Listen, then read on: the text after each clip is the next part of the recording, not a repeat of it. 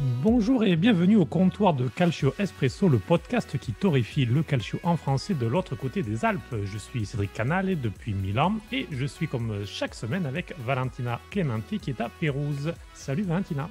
Salut Cédric et bonjour à toutes et à tous. Nous continuons cette semaine notre série avec celles et ceux qui font vivre la passion du calcio en France. Et on accueille la Calcio Academy que vous retrouvez sur les sites hors-jeu.net. Et avec nous, deux des trois rédacteurs qui se cachent derrière papier Paolo Sopalini, Raphaël et Kiki. Bonjour à vous. Bonsoir. Bonsoir. Et on précise que JB, alias Roberto, le troisième de votre bande, n'est pas là puisqu'il n'était pas disponible, mais on le salue. Oui, salut JB. Ouais, un petit problème avec le gel. N'y voyez aucune allusion, hein. On parle du gel. Du vent. Du vent, bien sûr. Parce qu'on a vu ces jours des images des vignobles mis au chaud par le feu parce qu'à cause des gelées des dernières journées. Donc, on lui souhaite de sauver parce que c'est quand même quelque chose de très particulier. Et un jour, on va l'inviter pour parler aussi de son vin.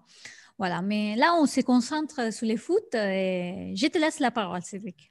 Bien, on va commencer tout simplement avec une question. La Calcio Academy, c'est quoi? Est-ce que vous pouvez nous présenter un petit peu, nous expliquer d'où vient déjà cette idée pour vous d'écrire ensemble et puis plus globalement de votre passion pour le calcio?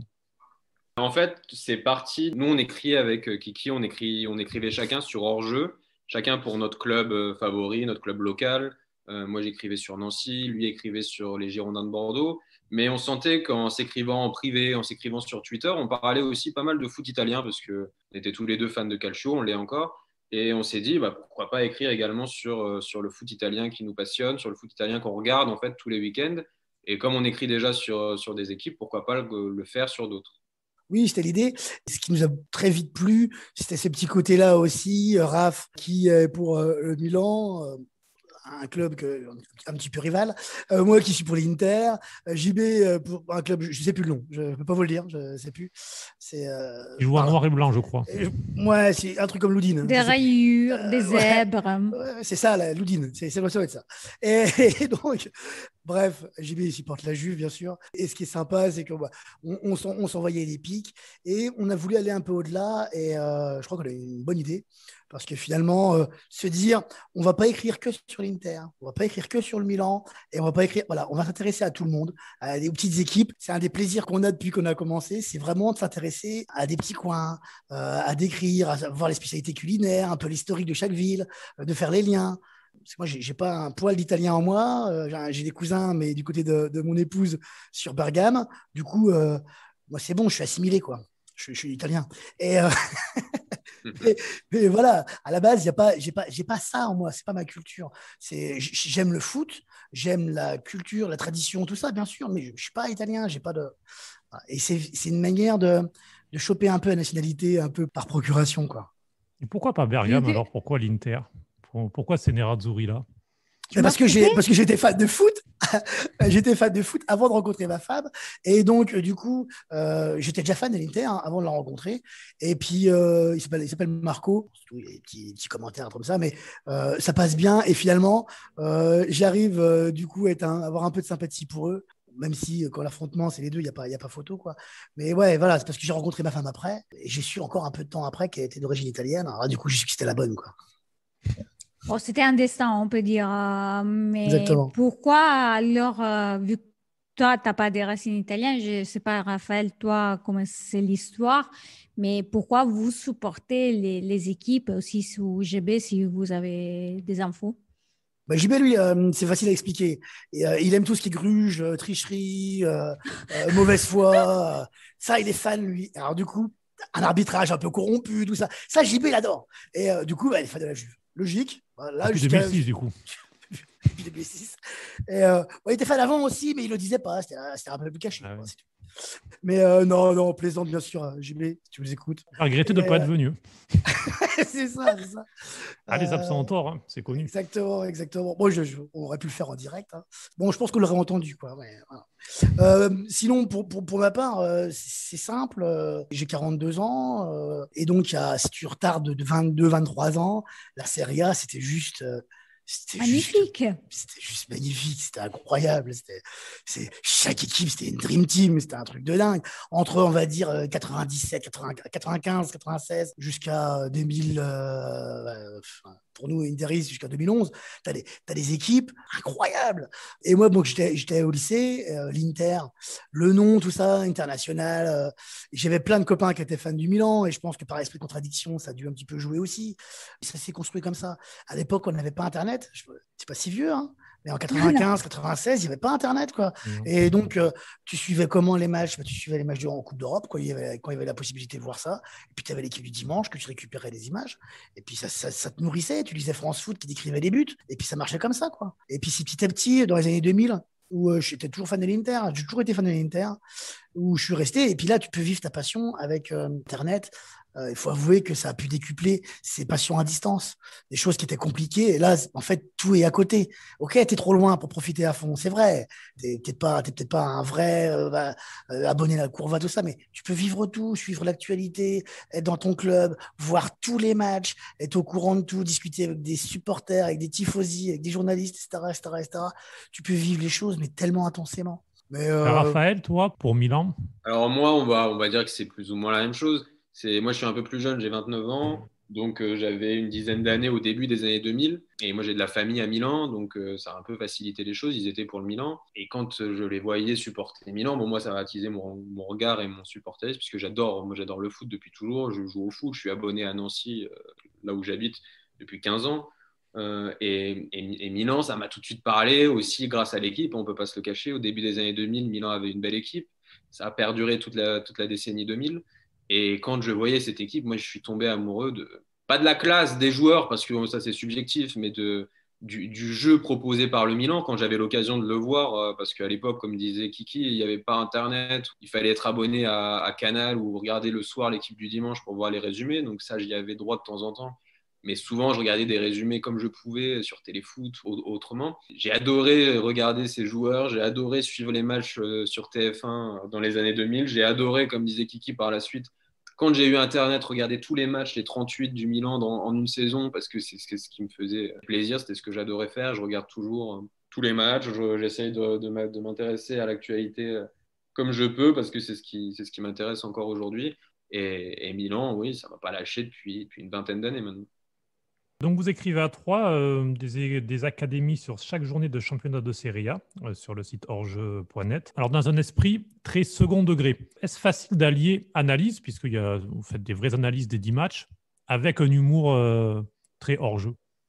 Très hors-jeu, je veux dire, c'est pas toujours facile parce que du coup, là, je trouve que JB, là, je vais lui rendre hommage, il arrive à amener l'esprit déconne que moi, j'ai un peu de mal à amener parce que, en fait, effectivement, je regarde les matchs, je fais une petite boutade comparé dans l'écriture, donc je trouve pas ça difficile parce que j'écris avant tout sur les matchs. J'écris plus sur les matchs et je cherche la déconne que l'inverse. Je m'intéresse au championnat, à tous les matchs. Je pense qu'avec Raph, on a à peu près la même méthode. Moi, personnellement, donc, si on est sur la méthode d'écriture et comment on travaille par rapport au calcio, moi, j'essaie de regarder 2 à 3 matchs par journée, déjà, en vrai. Donc, souvent, je regarde le match du lundi soir quand il est décalé, le match du dimanche soir systématiquement, le match de l'Inter systématiquement. Hein. Et l'Inter, je peux le regarder en replay, c'est pas un problème. Et d'ailleurs, je vais vous dire, je regarde souvent en replay. Et souvent, j'essaie de trouver un match, parce qu'il faut que j'allie aussi avec la famille, hein, parce que mon épouse est charmante, mais bon, si je commence à regarder les Girondins, 5 matchs de Serie A, bon, après, ça va être compliqué. Hein. Donc, je regarde 3 matchs par week-end et on se définit les matchs. Raph, il fait ça super bien. Il a fait un petit tableau, un petit tableur et tout. On se partage les matchs et on regarde. Enfin, moi, je regarde le résumé de la Sky. En règle générale, c'est ce que je fais au minimum. C'est le grand minimum. Je regarde le résumé de la Sky et je lis l'article sur la Gazzetta. Qu'est-ce qui s'est passé? Parce que sur le résumé de la Sky, tu peux louper un but qui n'est pas bien validé ou je sais pas quoi, ou un scandale. Le truc sur Striker, par exemple, sur la Sky, ils se sont passés très vite. Il a fallu que j'aille le lire, l'article sur la Gazzetta qui expliquait que les supporters, ils aimaient bien parce qu'ils se battaient à fond. Bref, il y avait tout un laïus et j'ai pu retranscrire ça. Et la difficulté, là, c'est de ne pas paraphraser. Tu lis un truc, il faut l'inclure dans ton article, mais sans paraphraser, sans piquer. Donc, derrière, c'est là qu'il faut chercher la blague, le petit truc qui va faire mouche. Et donc, pour finir, lui, JB, il a vraiment un esprit plus hors jeu, en tout cas plus que moi. Il va aller dans le trash tout de suite, dans la blague bien de mauvais goût, mais qui est géniale, qu'on adore tous. Il a une façon, et d'ailleurs, ça s'est beaucoup vu sur les A4 de début de saison, où avec Raph, on est resté très sérieux quand même dans notre manière d'envisager Benevento et la Spezia. Et JB, lui, il a envoyé du lourd sur Crotone. Visiblement, il a eu raison. Bien, c'est autre chose. Tu as totalement raison. C'est vrai que nous deux, on est un peu plus sérieux, entre guillemets, sans du tout avoir un côté négatif. On est un peu plus sérieux que JB là-dessus et on a des méthodes, en fait, chacun à nous de fonctionner. Moi, je suis un peu comme toi, Kiki, c'est que je regarde les matchs comme je peux. Bon, Milan, c'est évident. Et d'autres selon mes créneaux disponibles qui m'intéressent, ou selon les chocs. Je regarde les résumés. Je regarde quand même les 10 résumés de Serie A parce qu'il y a toujours, dans un match que tu n'as pas regardé, dans un résumé qui ne t'attirait pas forcément, tu vois un but incroyable comme la semaine dernière, le Lazio Spezia avec le but de Verde. Tu vois le but, c'est quasi le but de l'année, tout championnat confondu. Et celui-là, je serais passé à côté si je n'avais pas vu le résumé. Et en fait, c'est intéressant, même pour avoir quand même une connaissance un peu plus complète des joueurs, un peu plus complète du niveau des équipes. Et comme tu disais aussi, c'est marrant de regarder les matchs, d'avoir un petit fil d'actu, par exemple moi sur Benevento, parce que je me rends compte qu'en suivant cette équipe, j'arrive à avoir un regard sur elle qui aurait été complètement différent si je ne l'avais pas fait.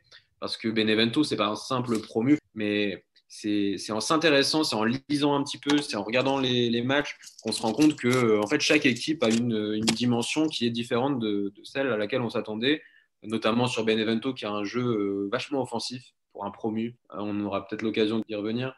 Mais tout ça, c'est quelque chose que moi, j'aurais pas pu voir personnellement si je ne m'astreignais pas à quelques contraintes, mais qui sont des contraintes positives pour regarder les matchs, pour regarder les résumés, lire quelques articles, bon, en italien quand je peux, quand j'arrive à traduire, ou bien en français, parce qu'il y a quelques journalistes qui font très bien le boulot en France. Il y en a quelques-uns, mais ils le font bien. Et du coup, ça nous aide quand même pas mal.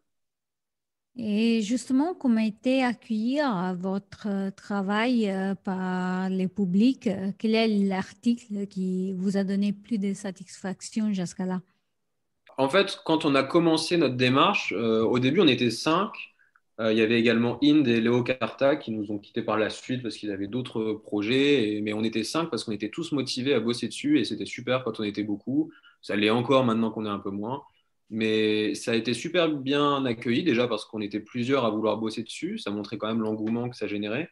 Également par nos camarades de hors-jeu qui étaient tous, je crois, très contents d'avoir une nouvelle académie qui paraissait chaque semaine, et également avec le public, parce que c'était quelque chose, il n'y avait pas du tout le traitement italien sur hors-jeu, et je crois que ça a pas mal fonctionné. Donc nos résumés, en fait, on traite les 10 matchs en petits résumés, en quelques lignes, en 5-6 lignes par match, donc ça fait 5-6 lignes fois 10 matchs, plus une petite intro, une petite conclusion, un petit classement. Mais on essaye de faire également, quand on peut, quand il y a des trêves internationales, des focus sur des sujets. Alors, ça peut être un entraîneur, ça peut être un joueur, ça peut être une équipe. On l'a fait plusieurs fois cette saison, surtout Kiki l'a fait très bien plusieurs fois. Et ça, je crois que ça génère quand même toujours un intérêt du public qui est autre que l'intérêt, on va dire, hebdomadaire sur l'actualité des championnats. Ça, je te laisse continuer, Kiki, parce que ça te concerne un peu plus.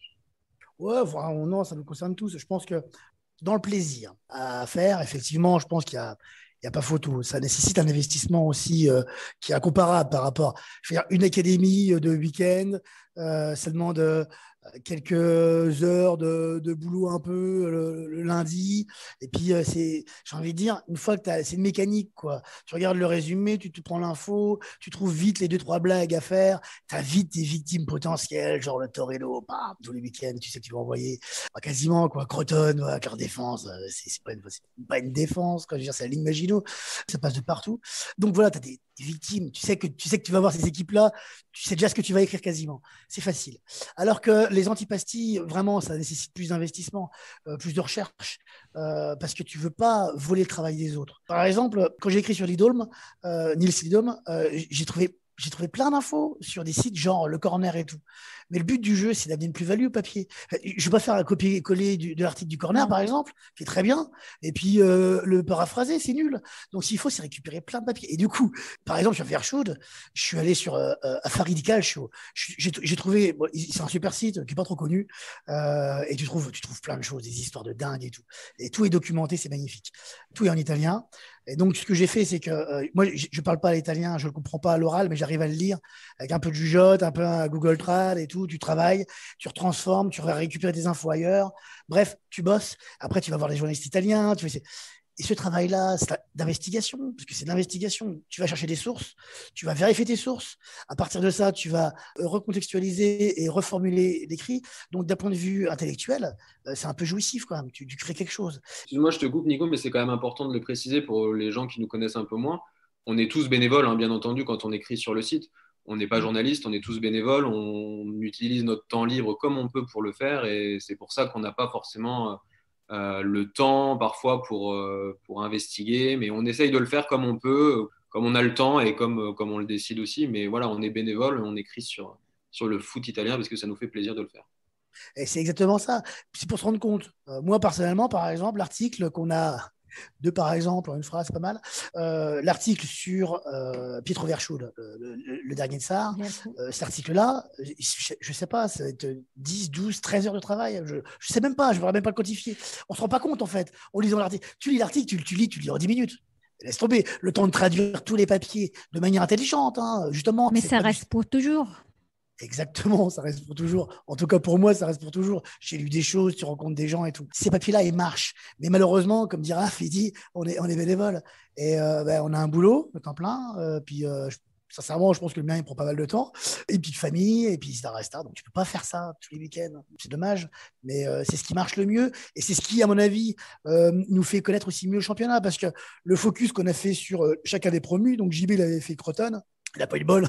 Décidément, c'est pas sa saison. Et Raph, il a fait Benevento. Voilà, donc ça va, hein, quand même. Bon, c'est moins bien que moi, mais c'est quand même pas mal. Et la Spezia, c'est la surprise de l'année. Donc, avec Raph et JB, en fait, on a un regard complètement différent. Tu le disais tout à l'heure, Raph, mais dès que je peux regarder la Spezia, je regarde la Spezia. Alors que l'année dernière, je savais même pas si c'était Ligure. J'exagère, bien sûr, j'exagère. Très, très belle région, magnifique. Et puis en plus, fantastique, je dis ça en plaisantant, il y a un peu de vrai quand même. C'est-à-dire qu'on s'intéresse à des choses qu'on ne serait pas intéressé. Avant d'écrire pour la Calcio Academy, je ne lisais pas la Gazzetta 3 fois par semaine. Hein. Je la lisais quand je pouvais, je me tenais au courant pour les résultats de l'Inter, je regardais les matchs, hein, mais je regardais vite fait l'actualité comme ça. Là, moi, je prends ça vachement sérieux. Alors, ça se voit peut-être pas trop quand on l'écrit, mais je prends ça vachement sérieux. J'essaie de regarder les infos, de vérifier, de faire des blagounettes, mais de le faire bien. Et c'est cool. Kiki, tu as écrit donc, pour la Scapular Academy sur Bordeaux, on l'a dit au début, avec ce pseudo de Kiki Moussampala. Hommage pour un sacré joueur passé par la Gironde dans la fin des années 90. Raphaël, toi, tu écris pour la Chardon Academy de Nancy, sous le pseudonyme de Marcel Picon.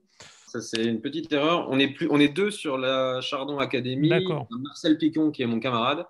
Et moi-même, c'est Roger Piantoni Vérel. On est deux à écrire dessus. En ce moment, un peu moins que mon camarade Picon. C'est pour ça qu'on peut plus le lire et qu'on peut plus le voir. Mais moi, je suis Roger Piantoni Vérel. Un petit jeu de mots avec deux illustres joueurs passés par Nancy. Et est-ce que c'est différent d'écrire sur le football français et sur le football italien ? J'ai écrit aussi pour Nordisk un article sur le football suédois qui m'avait bien botté aussi. J'ai bossé avec Nordisk aussi. Et je ne suis pas fermé. Moi, si un jour Lucarno Posé, par exemple, voulait me faire écrire sur quelque chose, ça me ferait bien plaisir aussi. Voilà. Je ne dis pas que je suis ouvert aux propositions, loin de là, parce que je n'ai pas beaucoup de temps. Mais je veux dire, ça reste un plaisir d'écrire et c'est ce qui nous anime. Est-ce que c'est plus facile d'écrire sur le football italien ? La réponse est oui. Parce que sur les Girondins, en fait, j'écris toujours la même chose depuis maintenant environ 5 ans. Et c'est ce qui m'a fait arrêter d'ailleurs. J'en pouvais plus, je devenais dingue d'écrire à chaque fois. Ah, on est déçus, c'est terrible, on n'est plus aussi beau qu'avant, c'est moche et tout. Ah, une fois, deux fois, trois. Ah, on dit ouais, c'est intéressant quand c'est moche. C'est vrai, c'est vrai. Genre le Milan, par exemple, c'était marrant parce que. Non, mais. Non, je plaisante. Non, au bout d'un moment, c'est plus marrant. Au bout d'un moment, c'est plus marrant. Tu peux plus rigoler, c'est plus possible. Et en plus de ça, chez nous, là, au Girondins, chez nous, beaucoup d'extra-sportifs, et voilà, et puis beaucoup de scandales, beaucoup de honte, et puis des propriétaires qui sont irrespectueux, et puis, enfin bref, tout va à volo, et puis pas de perspective d'espoir, voilà. Donc c'est pas marrant d'écrire là-dessus. Enfin, je veux dire, moi j'en avais ras-le-bol d'écrire toujours la même chose. Surtout parce qu'il y a toujours un avenir raté en quelque sorte, parce qu'il y a des espoirs qui sont jamais portés à leur fin. Oui, il y a des espoirs tout court, voilà. Il y a des espoirs tout court, voilà. C'est bien formulé. Alors que l'Italie, c'est passionnant. Enfin, je veux dire, j'ai toujours aimé l'Italie, je suis un amoureux de l'Italie, donc c'est vachement plus facile d'écrire sur l'Italie. En plus, soit tu t'écris sur un sujet précis, donc tu vas enquêter, tu vas apprendre plein de trucs, tu vas rencontrer des gens, ça va être passionnant. Soit tu écris sur les matchs, donc les matchs, tu vas les regarder, tu vas regarder le résumé, tu vas écrire dessus, donc c'est rigolo, tu apprends des choses et tout. C'est beaucoup plus facile. Enfin, je veux dire, tu vas faire une accroche, je vais démonter le truc, mais c'est tout, je le dis. Tu sais pas comment faire une accroche, tu dis, oh, j'ai fait un truc. Allez, je vais taper spécialité Bologne. Tac, tac, je vois une harpe plate. Ah, c'est rigolo et tout. Je construis un truc là-dessus. C'est tellement facile. Sur les Girondins, je veux dire, en 5 ans, moi, les blagues chocolatines, j'en peux plus. Le premier qui me fait une blague chocolatine, je fais bouffer, quoi. J'en peux plus, les blagues chocolatines pour un chocolat. Ah, tu dis pas un chocolat. J'en ai marre. Et avec l'Italie, tu peux te renouveler, quoi. Des blagues, soit sur la Renaissance, sur. On évite, parce qu'on est hors jeu, c'est pas du tout la culture. Voilà. Pas de blagues trash niveau politique, dans le sens pas propre. On a une éthique, on l'a défendu plusieurs fois dans la Calcio Acad, on y tient. Mais tu as tellement d'accroches possibles avec l'Italie, tellement plus. Donc c'est vachement plus facile. Tu as totalement raison, Nico. Et moi, j'ai ressenti un petit peu la même chose pour la Chardon-Acron Academy, donc pour Nancy. Parce que, encore, comme je le disais tout à l'heure, je suis abonné à Marcel Picot, je regarde les matchs, je me suis infligé ces 10 dernières années, alors que, bon, il y avait quand même un titre de Ligue 2 au milieu. Mais c'est compliqué d'écrire toutes les semaines, même si je partage ça avec camarade Picon. C'est compliqué d'écrire toutes les semaines sur la même chose, sur la même équipe. C'est pas la même chose, c'est vraiment la même équipe. On dit souvent aussi les mêmes choses quand on écrit sur une équipe, notamment de Ligue 2. On rencontre des adversaires qui sont pas forcément fandards, on joue pas de manière la plus incroyable qu'elle soit. Donc, comme tu disais tout à l'heure, c'est sympa d'écrire sur des mauvais résultats au début. Ça devient très compliqué à la longue. Et moi, ça m'a un petit peu lassé. Et je pense que écrire sur la Calcio Academy, écrire sur le Calcio, ça m'a permis de me renouveler, entre guillemets, dans mon intérêt pour le foot d'un côté et aussi pour l'écriture et le foot, donc pour les deux d'un autre côté. Parce que j'avais un peu un sentiment d'avoir fait le tour sur Nancy. Alors, je regarde toujours les matchs, il n'y a aucun souci, mais ça m'a peut-être libéré un petit peu de ne pas devoir écrire toutes les semaines dessus, à devoir me répéter, à devoir dire.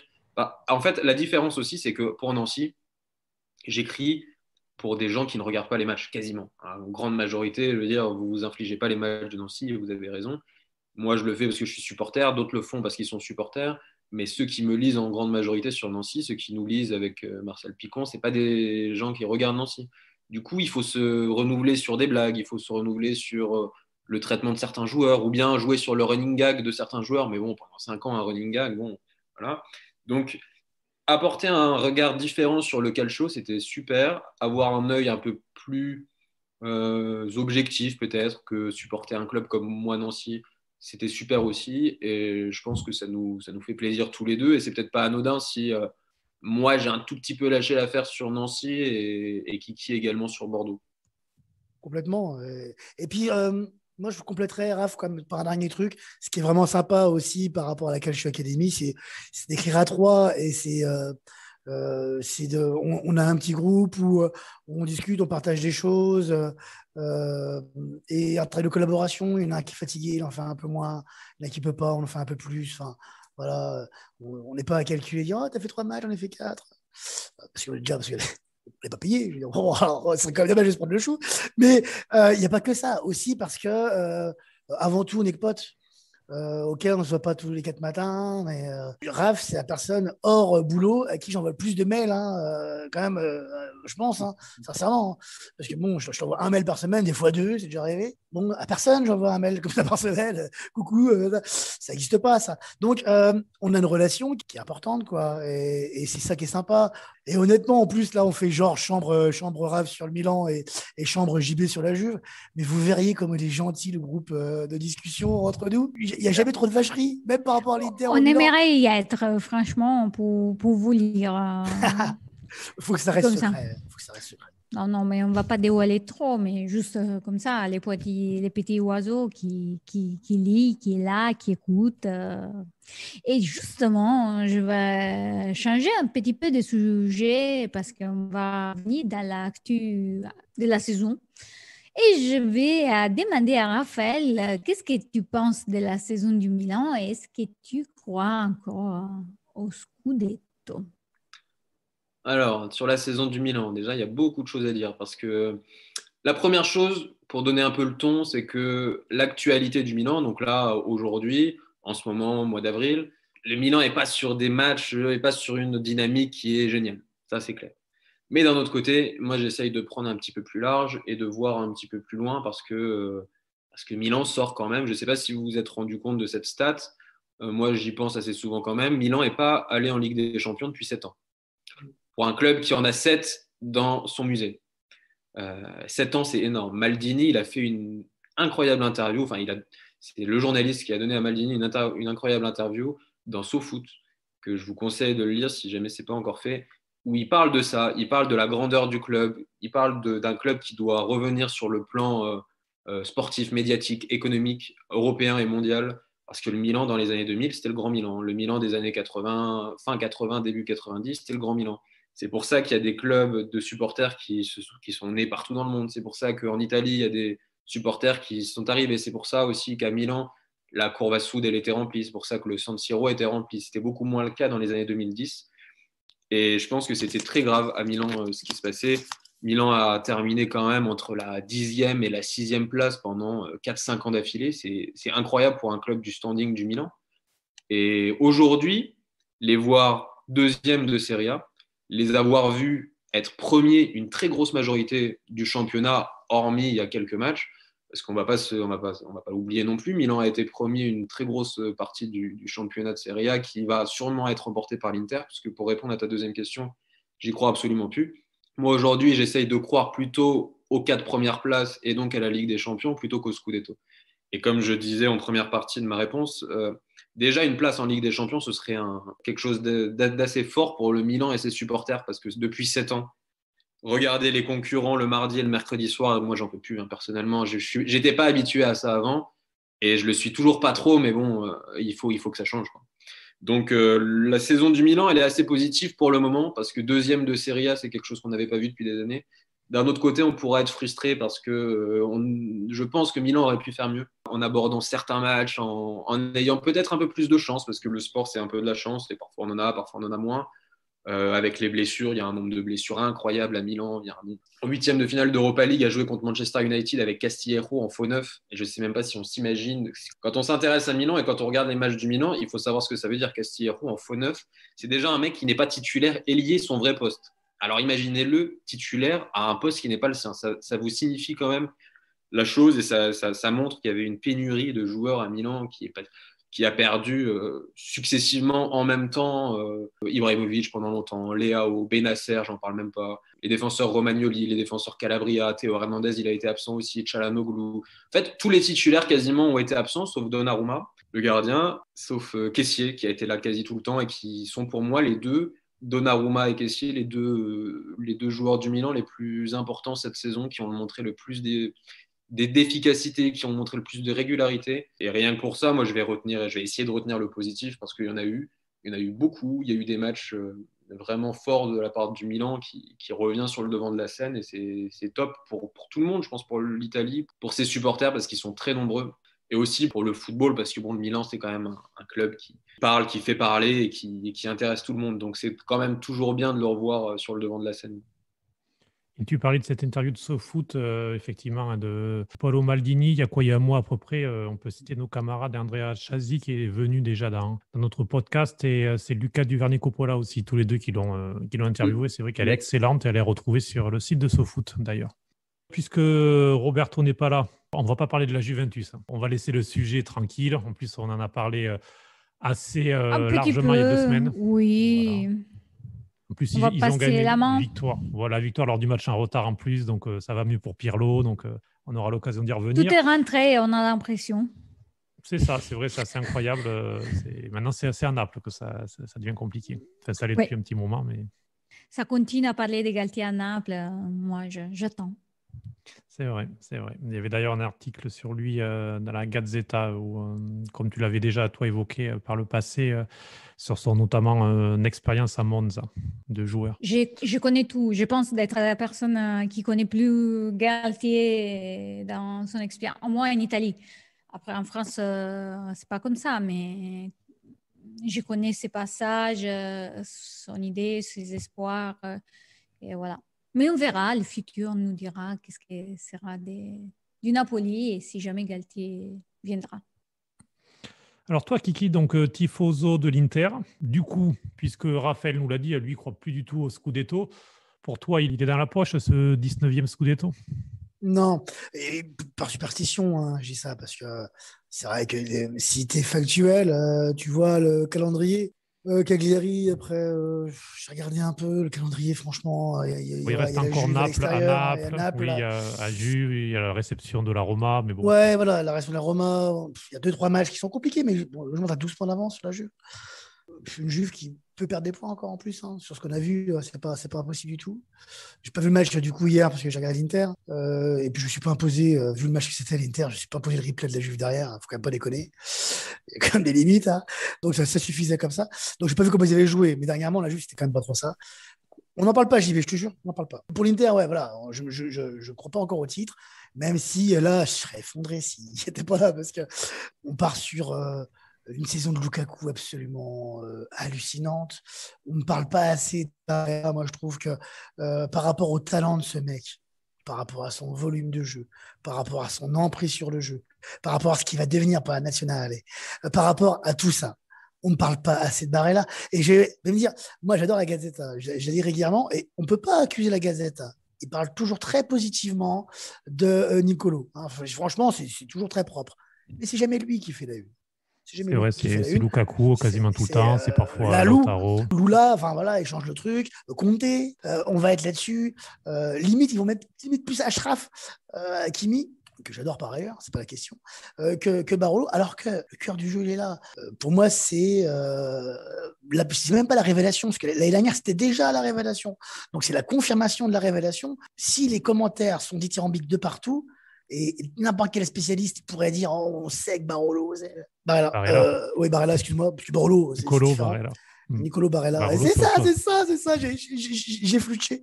Bref, on sous-estime son importance dans le jeu et son avenir. Honnêtement, je pense. Après, c'est le football de Conte. Donc, très sincèrement, ce que tu disais tout à l'heure, je ne sais plus si c'était off ou maintenant, mais ce qui est bien avec l'Inter, c'est qu'il y a toujours débat. Tu es premier avec 12 points. Tu as la moitié des suiveurs de l'Inter sur Twitter qui sont prêts à zigouiller Conte. Et en même temps, très sincèrement, ils ont des arguments aussi. Il faut reconnaître qu'il y a des passages, genre hier, au niveau du jeu, c'est quand même faiblard. Dès qu'on fait un peu tourner, au milieu ou derrière, tu sens tout de suite. Bon, c'était pas le cas forcément hier, enfin, pas sur tous les postes, en tout cas, loin de là. Et puis, très dépendant de Lukaku, voilà, toute cette réalité-là, elle est vraie. Donc, on ne se prend pas toujours notre pied en regardant l'Inter. Mais il y a tellement eu de déceptions depuis 2011. Alors, c'était géré, mais n'importe comment. Des choses qui ne devaient pas échapper, qui nous échappent. Enfin, bref, on connaît ça par cœur, quoi. Que la superstition dit ok, je te dirais qu'on est champion à 5 journées de la fin, qu'on aura 12 points d'avance. Là, je m'autoriserais une petite folie, parce que là, j'y croirais vraiment. Sinon, non. Voilà. Mais par contre, même si, d'un point de vue du jeu, c'est pas l'extase, c'est quand même cool de gagner. Ouais, pour être sincère, c'est quand même cool de renverser cette Juve. Et c'est pour ça que je serais terriblement effondré si on n'y arrivait pas au bout, parce que sincèrement, là, on a tout pour. La Juve est quand même moins bonne que d'habitude. La Juve, c'est clairement la déception, même au niveau du jeu, je veux dire. Et le Milan m'a fait peur, parce que je me suis dit, très sincèrement, Raph, je veux dire, à un moment donné, je me suis dit, mais attends, c'est pas possible. La Juve va pas être champion, et c'est le Milan qui va être champion. Non, mais arrête. C'est pas possible, quoi. Et j'ai vraiment eu peur. Bon, ça va. Là, je suis un peu moins inquiet. Mais tu as eu raison d'avoir peur parce que, comme je le disais tout à l'heure, le Milan était sur une série incroyable de victoires consécutives, incroyable de points gagnés en matchs joués. C'était incroyable pour déjà les supporters du Milan qui étaient plus habitués à ça, mais c'était aussi incroyable en termes de stats, tout simplement. Je crois qu'ils ont fait le meilleur début de saison depuis des années et des années en Serie A. C'était incroyable. Mais en même temps, d'ailleurs, tu as dit, ça a tourné après, les blessures. Et c'est vrai, tu as raison. De toute façon, ça marche comme ça, c'est le foot.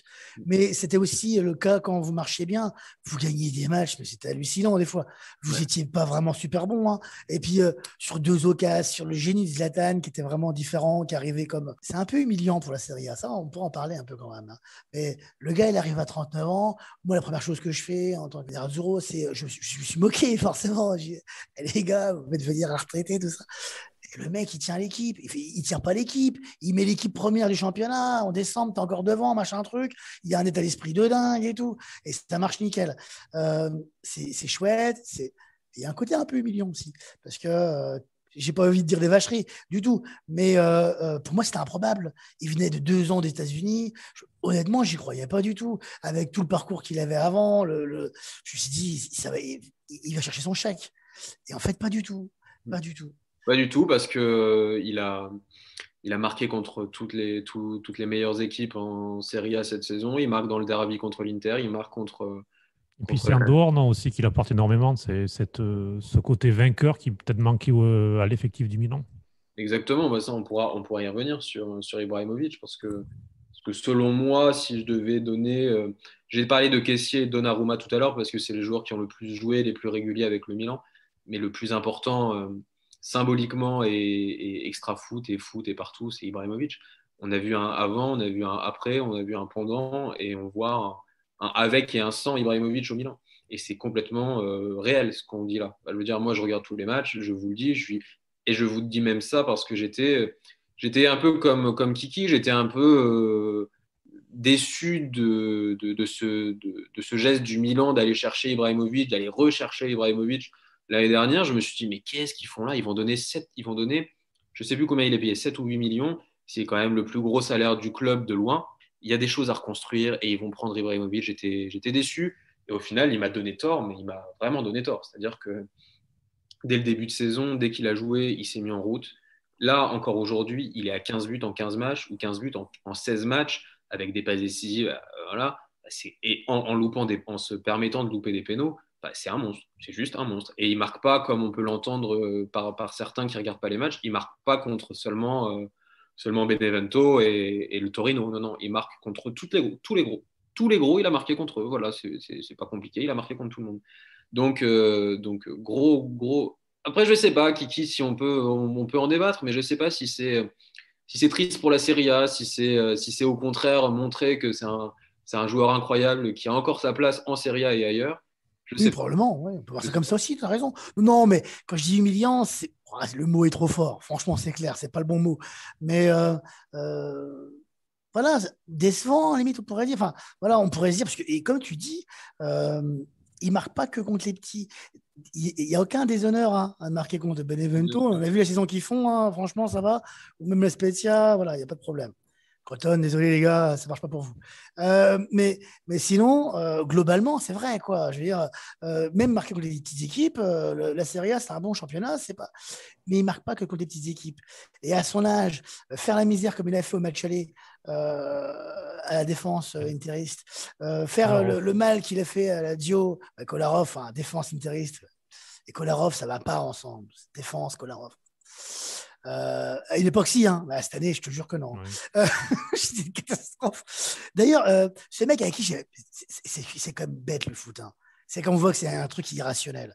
Moi, c'est un gars pour qui j'ai plutôt de la sympathie de base. De base, hein, comme ça, quand il est venu au début de saison, je lui dis, c'est cool, mec, on vient, numéro 4 et tout. Et je le déteste maintenant, je le déteste. C'est complètement con. Hein. Toi, c'est irrationnel. Alors que la base, là, j'ai rien contre lui. Là, je peux plus. Oui, qu'il a fait de son mieux. Enfin voilà, mais c'est vrai qu'il a raté son début de saison et puis il a eu des blessures après. Quand je le déteste, c'est un peu fort aussi. Tu comprends. Mais tu vois, tu as un ressenti négatif. Alors qu'à la base, le gars, tu t'en moques complètement. Quoi. C'est irrationnel. Il y a un truc quand même un peu foudingue avec le foot. Quoi. Enfin, quand tu vis ça de manière passionnée, je veux dire. C'est sûr que si tu regardes ça de manière un peu distanciée. Moi, à la maison, les gamines, quand je regarde un match, les petites, elles m'entendent crier. Elles me disent plus souvent l'Inter a gagné que Bordeaux joue. Souvent, quand Bordeaux joue, je crie moins. Plus de bruit.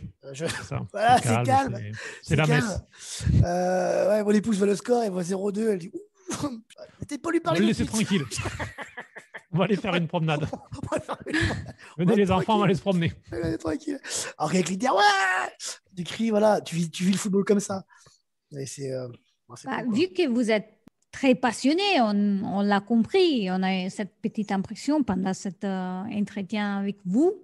Je voudrais changer un peu les cartes sous la table et vous donner notre espresso de la semaine pour parler de l'Italie. Qu'est-ce que vous pensez de la nationale et comment vous voyez l'équipe d'Italie à l'Euro? Si je peux commencer, moi je trouve qu'il y a une très belle équipe déjà sur le papier de la nationale, une équipe qui fait plaisir à voir et qui change par rapport aux années précédentes, à la décennie 2010 où on a vu des joueurs titulaires, alors que quand on suit le calcio, on se dit, bon, ça fait quand même peine à voir. Et là, cette année, c'est vraiment quelque chose d'assez plaisant de voir des joueurs en forme et surtout qu'ils soient jeunes. On voit Nicolo Barella, comme tu l'as dit, on voit Chiesa, on voit des joueurs qui ont leur place, en fait, qui ont leur place et qui peuvent être des acteurs vraiment majeurs de la nationale pour l'Euro. Il y a des joueurs qui restent toujours bons. Bon, Insigne, Immobile, c'est des joueurs qui confirment tous les ans qu'ils sont à un gros niveau. On a un gardien de but, Donnarumma, qui est aujourd'hui peut-être dans la meilleure saison de sa carrière en termes de niveau de jeu. Parce que je le vois faire des choses à Milan qui sont impressionnantes. Pour son âge, il a 21 ou 22 ans. Il faut encore rappeler son âge parce qu'il a plus de 240 matchs avec Milan, mais il a 22 ans ou 21 ans. Il a commencé à 16 ans, c'est ça? Ça, ouais, il a commencé à 16 ans. Il a 240 matchs. Je ne sais pas si on se rend compte. Il a 240 matchs. Seedorf, il en a 400 et quelques. Et pourtant, vous savez autant que moi qu'il a beaucoup joué Seedorf à Milan. Donnarumma, il en a la moitié, il a 22 ans. Et il est, encore une fois, dans une saison en termes de niveau qui est très, très bonne. Peut-être quelques doutes. Moi, je les mettrais en défense parce que je ne sais pas si la solution est vraiment trouvée défensivement entre les latéraux, entre l'axe, entre les anciens, Bonucci, entre les nouveaux qui sont bons aussi. Je ne sais pas. Moi, j'ai une confiance en Mancini pour trouver la solution parce que c'est un coach que j'aime bien personnellement. Je pense qu'il aura des solutions. Après, voilà, ça va se jouer aux confrontations directes. L'Euro, on sait ce que c'est un match de 90 minutes. Si tu plantes pas, si tu touches le poteau, tu es éliminé. Et ça, malheureusement, tu peux être meilleur que l'adversaire et ça peut ne pas jouer pour toi. Mais je pense qu'ils ont de quoi faire, l'Italie. Ils ont de quoi faire. Après, ils ont peut-être un effectif pas assez expérimenté. Quand je dis au plus haut niveau, je parle au très très haut niveau, c'est-à-dire en finale de compétition internationale, finale de compétition européenne pour un club, etc. Parce que les joueurs cadres de l'équipe, ils n'ont pas forcément joué les matchs les plus importants aujourd'hui en Europe et dans le monde. Mais enfin, je parle de joueurs majeurs du 11, hein. Bien sûr Chiellini, bien sûr Bonucci, tout cela, ils ont joué tous les matchs les plus importants avec la Juve, avec la nationale. Mais je parle vraiment de ceux qui vont avoir un gros rôle à l'Euro, c'est-à-dire les attaquants, Immobile, Insigne. Je pense à Verratti qui, j'espère, va être en forme et présent parce qu'il est plus souvent blessé que joueur en ce moment et ces dernières années. Et lui, il aura un rôle majeur. Je pense aux joueurs qui jouent à l'étranger. On a Jorginho qui joue à Chelsea, qui n'est pas forcément au niveau idéal cette saison. Après, il y a du monde. Il y a Locatelli, il y a du monde. Il y a Tonali qui joue à Milan, il y a Barella qui joue à l'Inter. Il y a du monde, je pense. Et je ne sais pas ce qu'en pense Kiki, mais moi, je vois l'Italie faire quelque chose. Peut-être pas gagner, ils ne sont pas favoris de toute façon. Mais je les vois quand même bien emmerder certains pays européens. Mancini, moi, j'aime pas. Très sincèrement, quand il est arrivé, Mancini. Tu as une expérience différente. Tu l'as eu en coach à l'Inter, mais pas moi. Mais attends, mais justement, tu vois, au final, je vais te rejoindre. Mais quand Mancini arrive, la nationale, c'est déjà catastrophe. Hein. Ça va déjà pas du tout, quoi. Et je me suis dit, OK, ils vont prendre un gars pour. Parce que le sélectionneur est là pour gérer les moments, une semaine par-ci, une semaine par-là. Et la gestion d'un groupe, c'est pas la force de Mancini de base. Et moi, je me suis dit, mais c'est une idée débile d'aller chercher Mancini, parce que ce gars-là, partout où il est passé, c'est pas un mauvais tacticien. Je dis pas que c'est un mauvais coach, mais visiblement, le collectif, au sens ambiance, gestion d'ego, tout ça, c'est pas sa force numéro 1. Franchement, c'est pas là où il excelle. Je me suis dit, c'est une idée à la con, parce que ça va créer des clans et tout. J'y croyais pas du tout, mais pas du tout, du tout. Eh ben, je me suis planté complètement. Je trouve que c'est pas du tout le même mec qu'en club, même dans son rapport à la presse.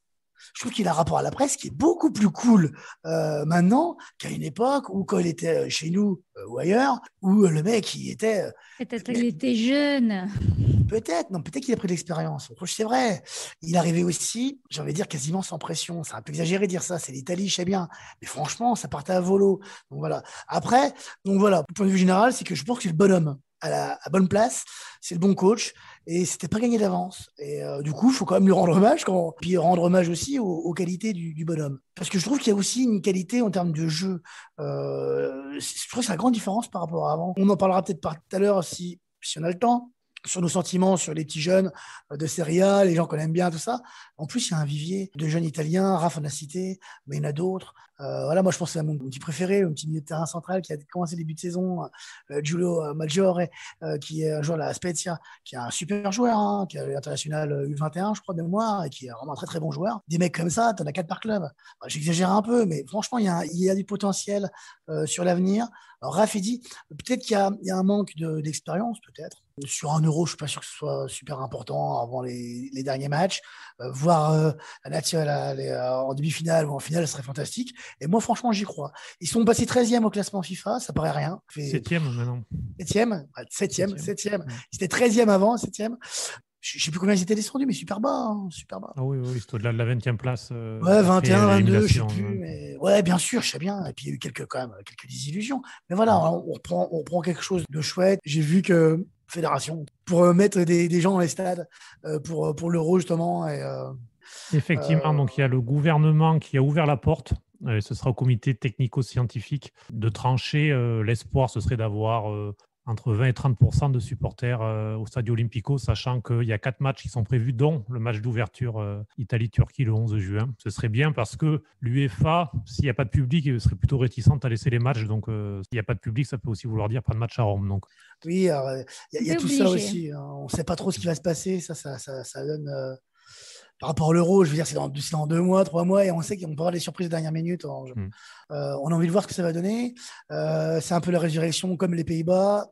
J'espère pour eux que je me trompe. Mais ils étaient sur une phase ascendante et j'ai l'impression qu'ils touchent à un plafond de verre, peut-être pas, hein, peut-être que là, ils vont réexploser. Mais il y a un moment donné où ça, voilà.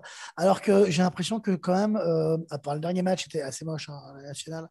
Mais globalement, sinon, on sent une progression constante de l'équipe. C'est de bon espoir. Voilà. Finale France-Italie serait parfait. Ce serait parfait, exactement. Bien, nous, on a fait le tour, hein, Valentina, de ce 28e numéro de la saison. On va remercier Kiki et Raphaël d'être avec nous et on salue GB. Vous pouvez nous retrouver sur calcioespresso.com et nous écrire sur contact@calcioespresso.com. Pour vos réactions aux propositions de partenariat, vous pouvez retrouver notre catalogue sur les principales plateformes des podcasts AudioMeans, Spotify, Deezer, Google Podcasts, Amazon, Apple Podcasts, YouTube et vous abonner pour ne manquer aucun numéro. Et vous pouvez aussi vous abonner sur Patreon pour devenir un tifoso et contribuer à développer Calcio Espresso. Si vous souhaitez faire partie de l'aventure, le lien est sur notre site et sur nos réseaux sociaux. Vous pouvez d'ailleurs retrouver chaque épisode avec 24 heures d'avance. Puis vous pouvez aussi, bien sûr, nous suivre et réagir et nous poser des questions sur Twitter, Facebook, Telegram ou encore Instagram. Clairement, ne ratez pas d'écouter notre podcast sur Radio Grande Air et Radio Italiana Vera les vendredis à 18h et les dimanches à 11h. Et on vous attend aussi sur Clubhouse, les réseaux sociaux audio, les vendredis à 18h45 pour notre apéritivo. Il y a d'ailleurs régulièrement Raphaël qui est avec nous. Oui. Et puis Kiki, je crois que tu n'es pas iPhone, donc ça limite pour l'instant. Non, désolé. Mais on va t'avoir bientôt. Et puis surtout, on vous retrouve bien sur le site orjeu.net pour la Calcio Academy après chaque journée de championnat et puis également des petits antipastis à l'occasion pour faire des zooms sur des joueurs, des entraîneurs ou des choses autour du calcio. Merci à vous de nous avoir invités et puis c'était passionnant. On a encore tellement de choses à dire sur le foot italien qu'on n'a pas eu l'occasion d'aborder, qu'on n'a pas dites. Mais bon, à la prochaine fois, je pense qu'on aura encore d'autres choses à dire. On fera le numéro 2 avec vous 3 la prochaine fois. On fera la revanche comme ça. Avec plaisir en tout cas.